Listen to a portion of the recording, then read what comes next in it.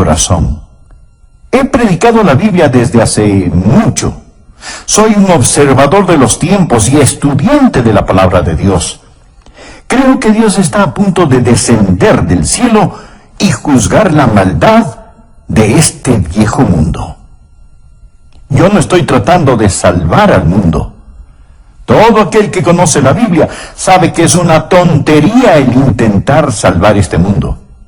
Este mundo va en curso de colisión, de choque con el juicio y el desastre. Permítame decirle cuál es el propósito del Evangelio. El Evangelio no es para salvar a esta civilización de la catástrofe. El Evangelio es para salvar al hombre de la catástrofe de esta civilización. El objetivo de la Biblia y del Evangelio es arrebatar a hombres, mujeres, niños y niñas, sacarlas como antorchas del fuego y hacerles saber que este mundo se dirige hacia el juicio.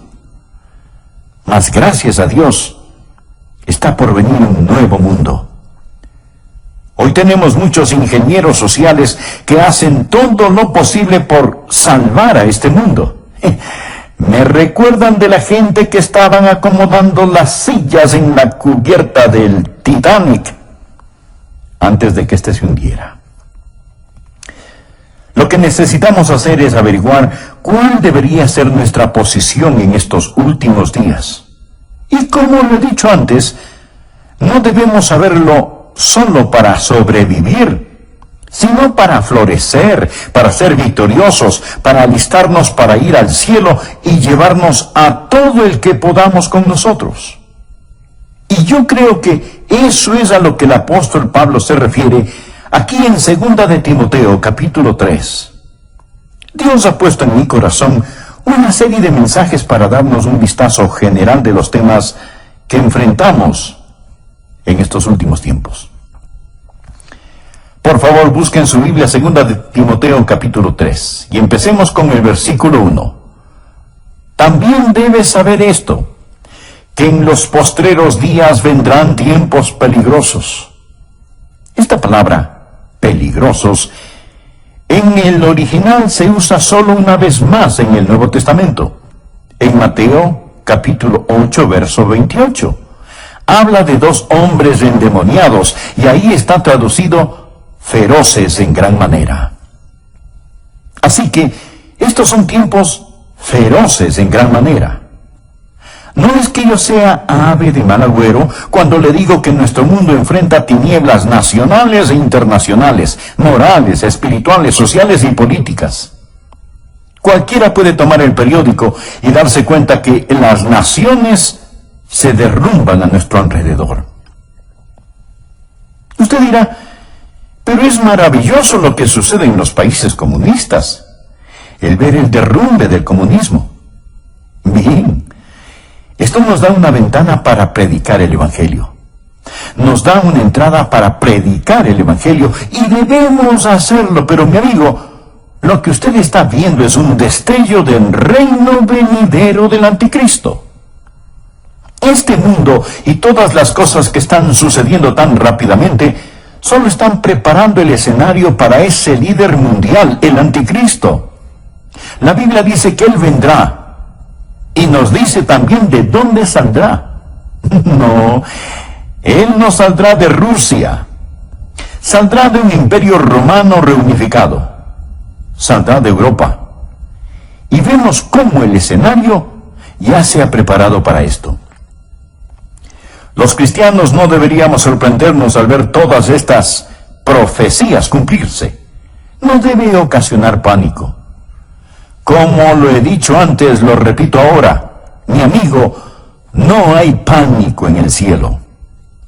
Aun cuando se ponga gloriosamente oscuro para el Hijo de Dios, recordemos que la estrella de la mañana aparece después de la hora más oscura de la noche. Estamos esperando el regreso del Señor Jesucristo. Dios nos dice que estos son días peligrosos. En 2 de Timoteo 3, versículo 2, encontramos una descripción de los días en que vivimos. La Biblia dice, porque habrá hombres amadores de sí mismos. ¿Cuál es la actitud de esta era? Ya no tenemos a los hippies, quienes estaban interesados en el bien de toda la sociedad en conjunto. Ya eso se ha quedado atrás. La actitud en nuestros tiempos es el yo. Concentrarse en uno mismo, egocentrismo. Vivir como si Jesús nunca hubiera vivido, como si nunca hubiera muerto, como si no hubiera resucitado. Alguien ha descrito a esta era como la era del nihilismo. Una muy destacada feminista escribió lo siguiente. Escuche bien. Ella dijo: debemos destruir el amor. Se lo puede imaginar. Debemos destruir el amor. El amor es una institución por definición que es reconocida generalmente como aprobación y aceptación. El amor fomenta vulnerabilidad, dependencia, posesión, susceptibilidad al dolor e impide el desarrollo total de la potencialidad humana de la mujer al dirigir todas sus energías hacia afuera en el interés de otros. ¿Puede imaginarse a alguien diciendo esto? ¿Que debemos destruir el amor? Lo que está diciendo es: lo que necesitas es dejar de dirigir tus energías hacia afuera. Olvídate de tales cosas como cuidar de los niños, amar a tu esposo, ser una buena ciudadana o tratar a los demás tal y como quieres que te traten. La Biblia dice que en los postreros días vendrán tiempos peligrosos. Y Jesús dijo: por haberse multiplicado la maldad, el amor de muchos se enfriará. Mire el versículo 2. No solo serán amadores de sí mismos, sino que también serán avaros. Mire a su alrededor. ¿Cuál es la motivación de la gente de hoy? Es vivir para acumular todo lo que puedan y no lo que puedan dar. La Biblia enseña que debemos adorar a Dios, amar a la gente y usar las cosas. Pero lo que nosotros hacemos es ignorar a Dios, amar las cosas y usar a la gente. Sigue diciendo que serán avaros, vanagloriosos. Continuamente presumimos de nuestra grandeza humana, de nuestros logros humanos, y como egomaniáticos vamos directo hacia el infierno pensando que somos demasiado buenos para ser condenados. Nuestra civilización se está desbaratando, anda arrastrando los pies. Y continúa diciendo la palabra: blasfemos. Puede ver eso en el verso 2. Permítame decirle algo. Me da vergüenza a veces ser estadounidense al encender la televisión. Me pregunto qué pensarán aquellos que nos visitan. El diablo lleva la blasfemia y la pornografía a las salas de los estadounidenses. Parece como si una alcantarilla estuviera abierta. La gente blasfema contra el nombre de Dios. George Will, un comentarista conservador que de vez en cuando me gusta escuchar, dijo lo siguiente: y ahora es un escándalo más allá de la ironía que gracias al trabajo energético de los fanáticos civiles de libertades, los pornógrafos disfrutan protección extensa bajo la primera ley, mientras que los niños de primer grado en una presentación de Navidad se dice que infringen los valores de la Constitución, los valores de la primera ley. Pablo continúa diciendo que en los últimos días los niños serán desobedientes a los padres. Levantamos una generación de niños que no entienden la autoridad dentro o fuera del hogar. Un educador, el Dr. Pierce de Harvard, instruía a 2,000 profesores en Denver y dijo lo siguiente. Por favor, escúcheme atentamente lo que dijo este Dr. Pierce. Todo niño en los Estados Unidos que entra a la escuela a la edad de 5 años está mentalmente enfermo, porque llega a la escuela con una lealtad hacia nuestros funcionarios elegidos, hacia nuestros padres fundadores, hacia nuestras instituciones, hacia la conservación de esta forma de gobierno, patriotismo, nacionalismo y soberanía.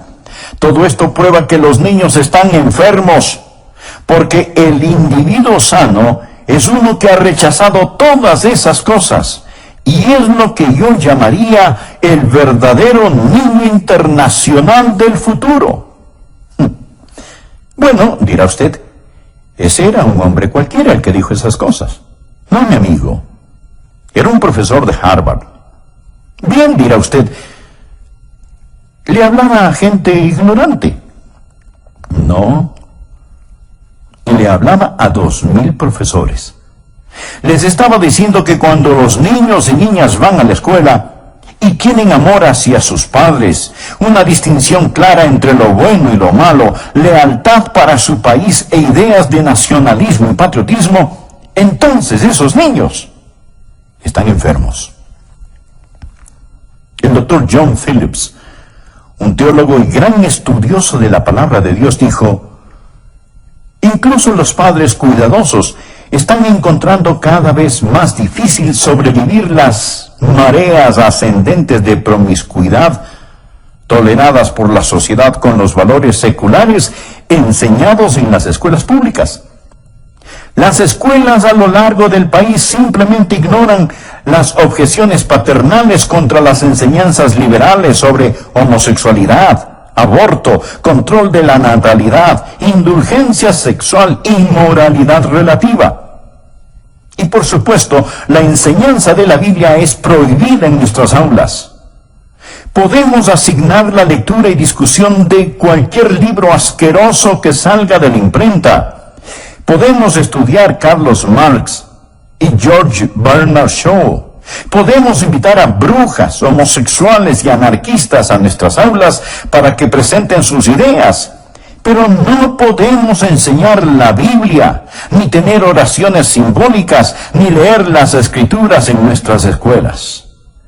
Y luego el doctor Phillips hace esta pregunta: ¿no es acaso razonable entonces que 1/4 de todos los quinceañeros estadounidenses y 1/10 parte de todos los adolescentes de 13 años hayan experimentado ya con el sexo?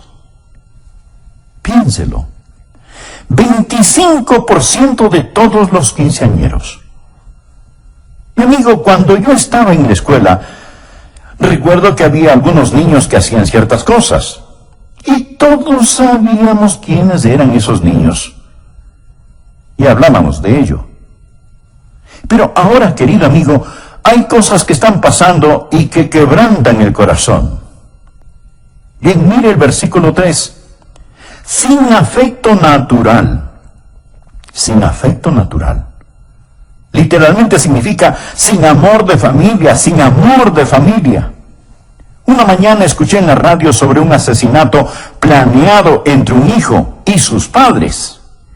Iban a asesinar a la esposa del hijo, o sea, a su nuera, para recibir el dinero del seguro. Pero parece que se dieron cuenta que su seguro ya había expirado. Entonces, escuche bien, entonces los padres, en lugar de matar a la nuera, asesinaron a su propio hijo sin afecto natural. Una feminista dijo: ya que el matrimonio constituye esclavitud para las mujeres, es claro que el movimiento femenino debe concentrarse en atacar esta institución. La libertad para las mujeres no puede ser sin la abolición del matrimonio. Hoy yo sé que hay feministas que creen en el matrimonio y no están de acuerdo con esta mujer. Mas este es el tipo de pensar que está saliendo a flote en la sociedad en la que vivimos. Hay muchos que piensan, y entre ellos mujeres, que el tener una familia, criar niños, es una carga y es una imposición. Para colmo de males tenemos el movimiento homosexual. Cuando la Biblia dice sin afecto natural, habla de no tener el amor de familia que Dios espera que la gente tenga. Una mujer hacia un hombre hacia una mujer, hasta que la muerte los separe. Luego dice, implacables. Estos son tiempos peligrosos en los que vivimos, cuando los hombres romperán sus promesas. Es decir, la palabra de un hombre no significa nada, ya sea un contrato de negocios, un contrato matrimonial o un tratado entre naciones. Que Dios tenga misericordia sobre una nación que ha desechado el matrimonio. Hoy está aumentando lo que llamamos divorcio sin culpa. Mi amigo, eso es una burla. Es una tragedia nacional. El 40% de los matrimonios de hoy terminan en divorcio. Y muchos conviven sin el beneficio del matrimonio, rompen sus promesas. No solo eso, sino también calumniadores, intemperantes. Quiere decir sin autocontrol, crueles, aborrecedores de lo bueno. Nuestras cárceles están llenas de matones. No tenemos espacio suficiente para encerrar a los criminales. Cuando construíamos el templo de nuestra iglesia, uno de los alcaldes dijo, qué bueno que una iglesia tan grande como esta se esté construyendo. Es mejor que se construyan iglesias, porque ya no podemos construir cárceles lo suficientemente grandes, ni lo suficientemente rápido para proteger a los buenos de los malos.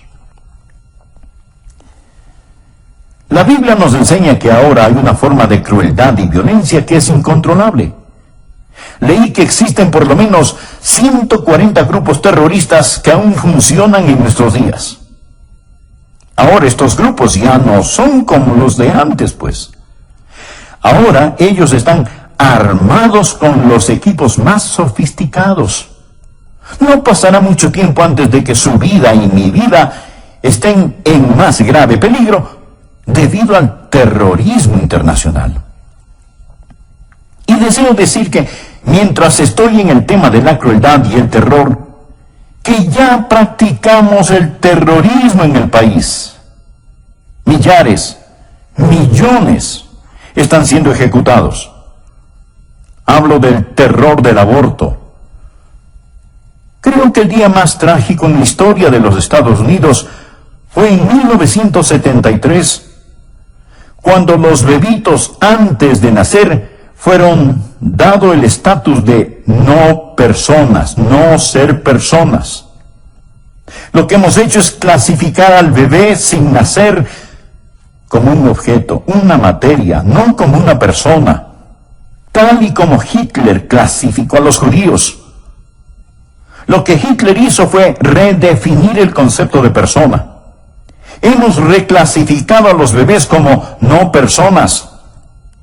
Y mañana, un día normal en los Estados Unidos, 4.500 bebecitos serán asesinados por medio del aborto.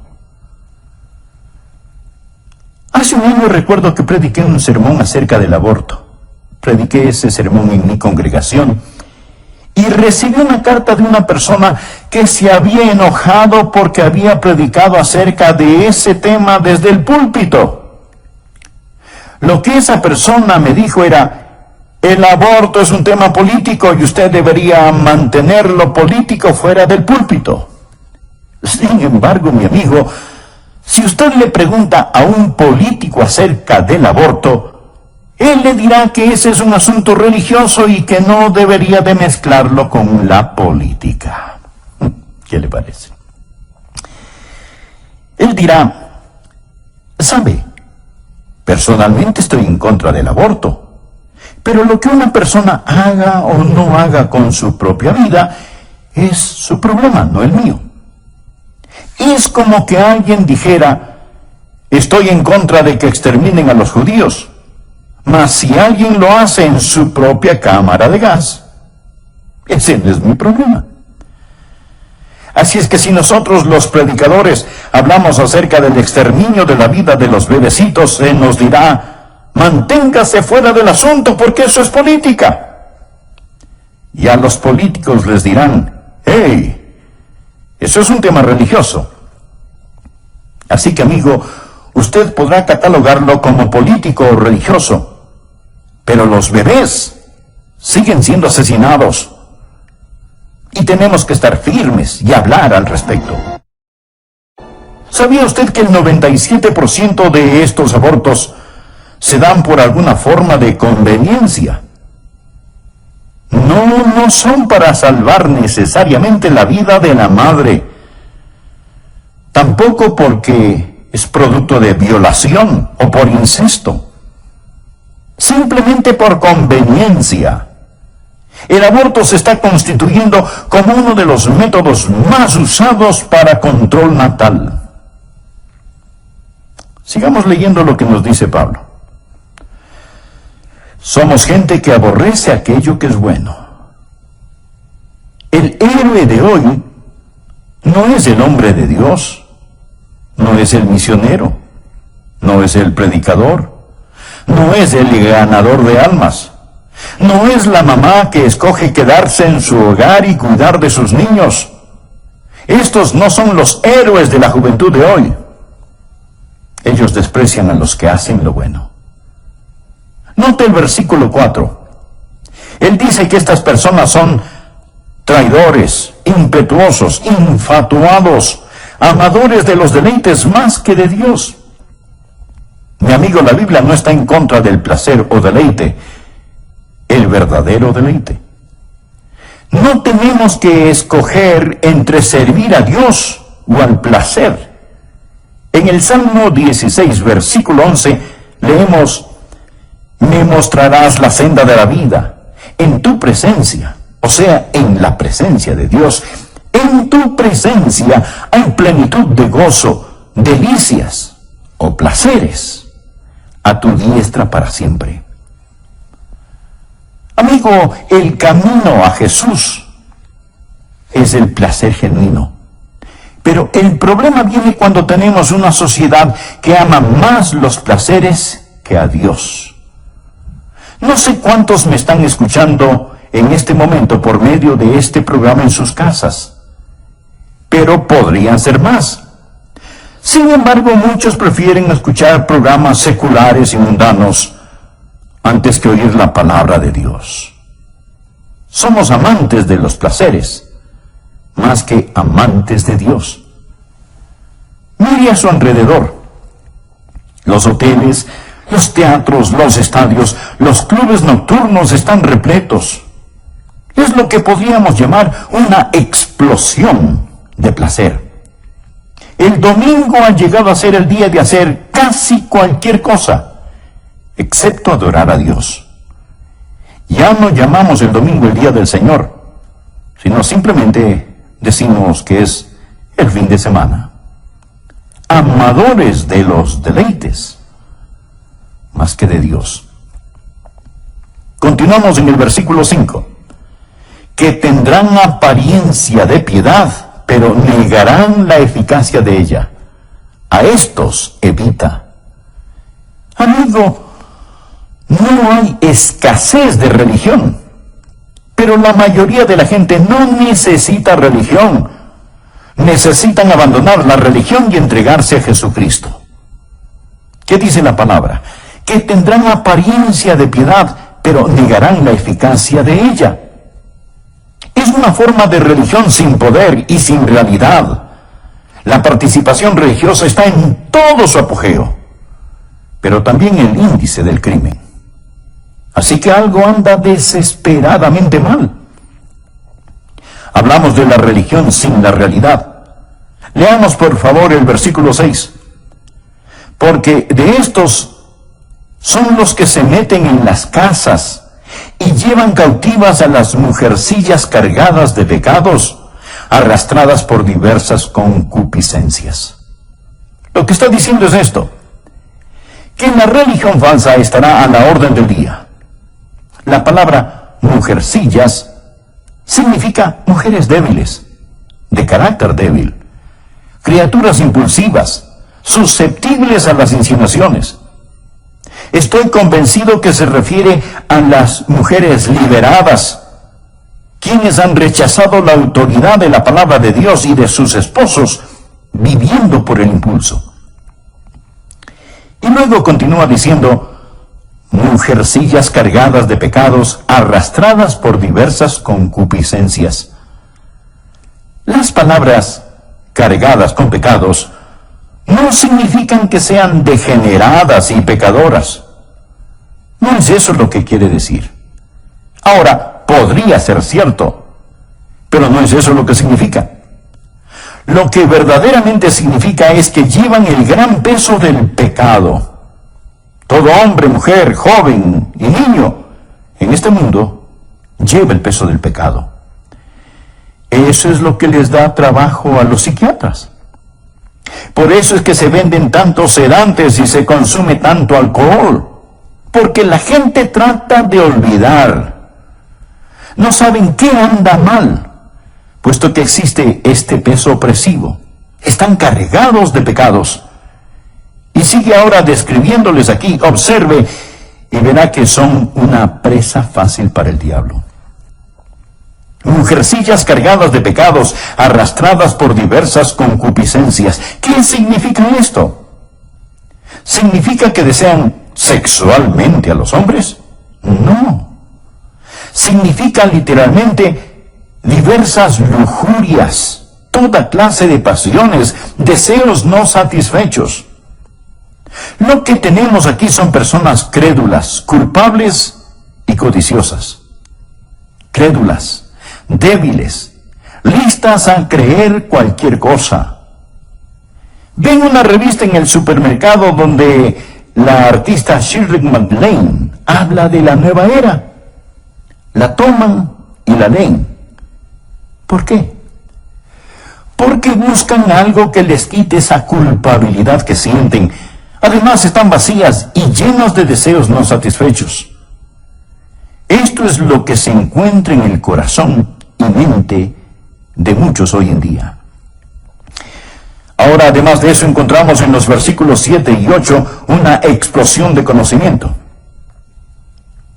Estas siempre están aprendiendo y nunca pueden llegar al conocimiento de la verdad. Los hechos pueden duplicarse y triplicarse. El conocimiento aumentará, pero no la verdad. Si es nuevo, no es verdad.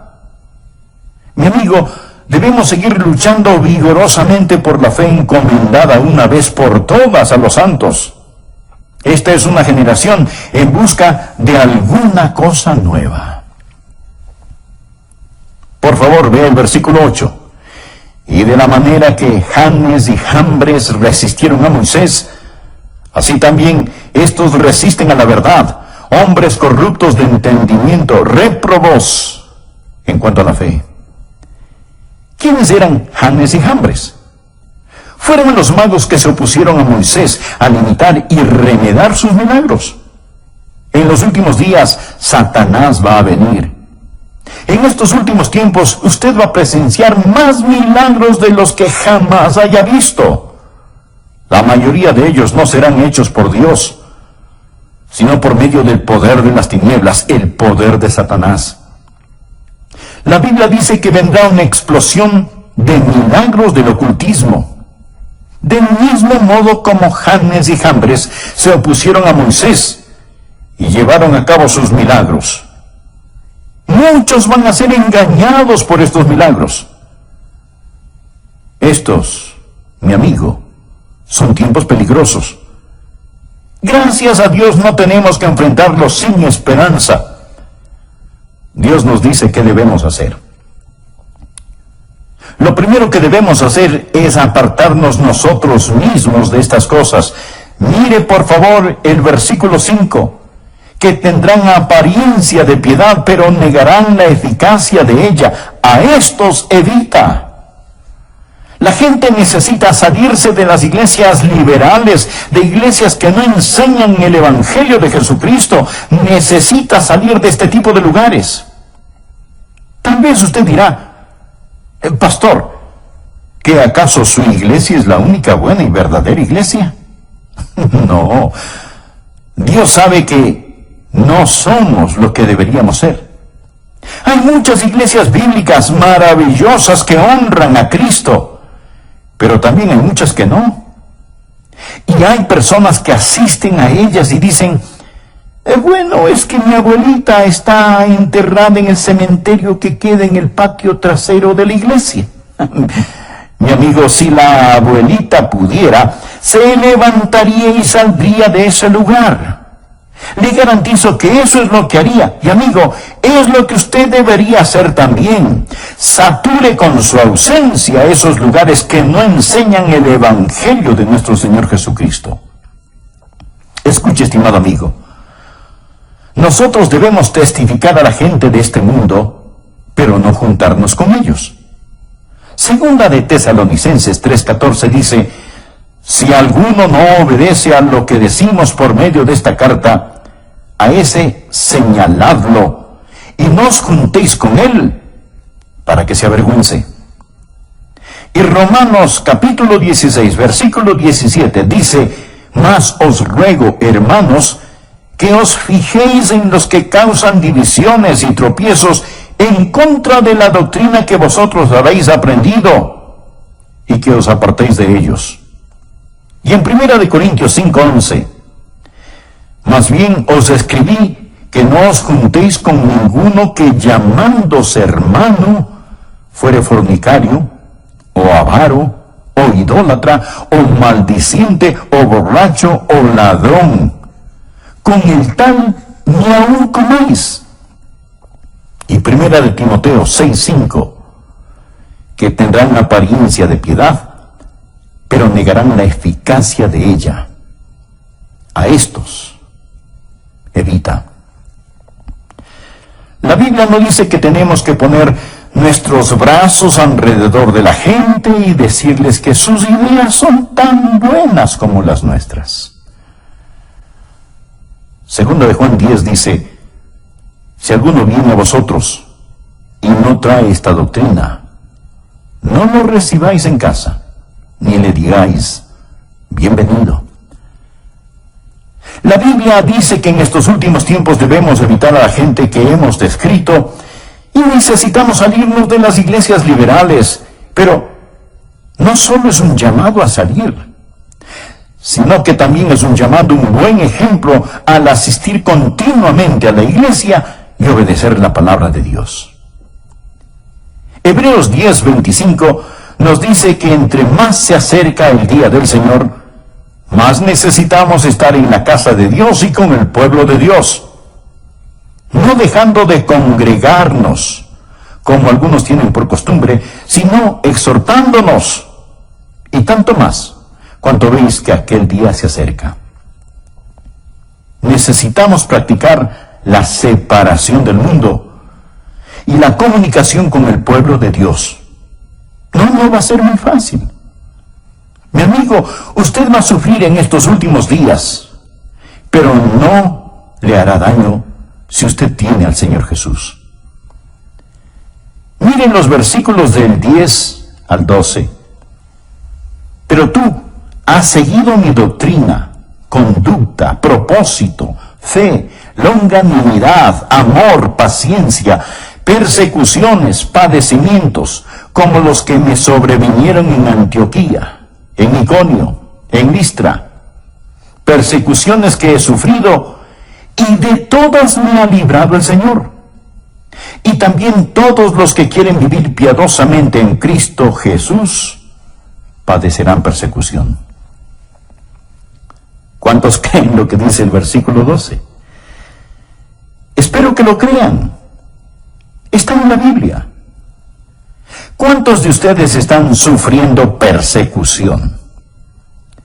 Si usted no está sufriendo alguna clase de persecución, es porque tal vez no está viviendo piadosamente en Cristo Jesús. Algunos piensan, bueno, si vivimos piadosamente escaparemos la persecución. No escapará. Mi amigo, Jesús no escapó la persecución. Pablo no se libró de la persecución. Usted tampoco se librará. Usted es una persona nacida 2 veces en un mundo de gente nacida solo una vez. Y estará yendo contra corriente todo el tiempo. Este mundo no le va a honrar si usted verdaderamente vive para el Señor Jesús. Le romperán la nuca si es que pueden hacerlo. Vean lo que dice el versículo 13. Mas los hombres malos y los engañadores irán de mal en peor, engañando y siendo engañados. Usted me preguntará, Pastor Rogers, ¿se está poniendo mejor o peor este mundo? Y la respuesta es sí. Los malvados y los engañadores irán de mal en peor, engañando y siendo engañados. Pero el pueblo de Dios, al acercarse a la segunda venida de Jesús, creo que estará brillando más y más. Veo que a pesar de toda la letanía de problemas, hoy más que antes, conozco a más gente que conoce y ama al Señor Jesús, que cree en la Biblia y tienen doctrina sana y firme. La otra noche fui a escuchar un debate entre Philip Schlafly y Sarah Weddington, la abogada que hizo legal el matar a bebecitos pequeños.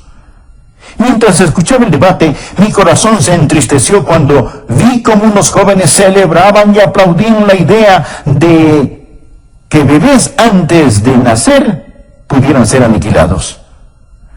Mas déjeme decirle también que me sentí animado cuando vi a otro grupo de jóvenes con rostros brillantes y de aspecto inteligente, muchos de ellos miembros de nuestra iglesia, que estaban allí en el nombre de Cristo y defendían aquello que es verdad. Amigo, es mejor que usted sepa dónde está parado y qué es lo que cree, porque va a ponerse de mal en peor. El diablo hará su trabajo al engañar. Existe todo tipo de charlatanes y esto va a empeorar.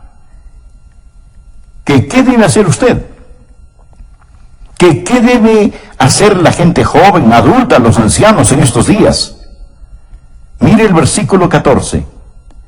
Pero persiste tú en lo que has aprendido y te persuadiste, sabiendo de quién has aprendido, y que desde la niñez has sabido las sagradas escrituras, las cuales te pueden hacer sabio para la salvación por la fe que es en Cristo Jesús.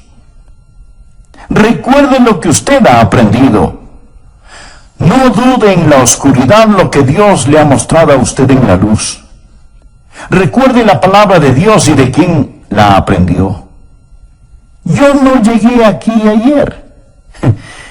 He estado aquí muchos años predicando la Biblia. Recuerde lo que ha aprendido y recuerde de quién lo aprendió.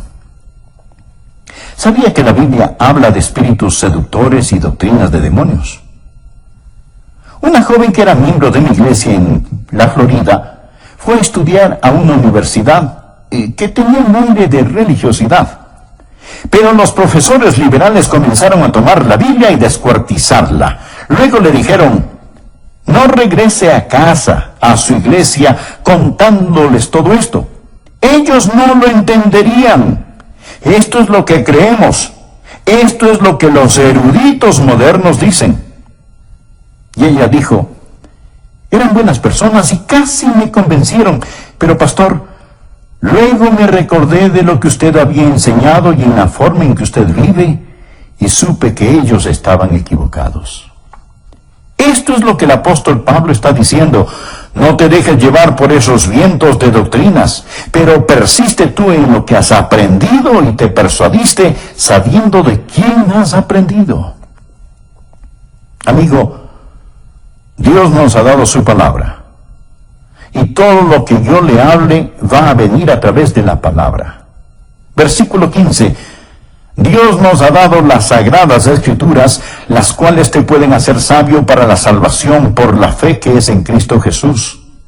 Toda la escritura es inspirada por Dios y útil para enseñar, para redarguir, para corregir, para instruir en justicia, a fin de que el hombre de Dios sea perfecto, en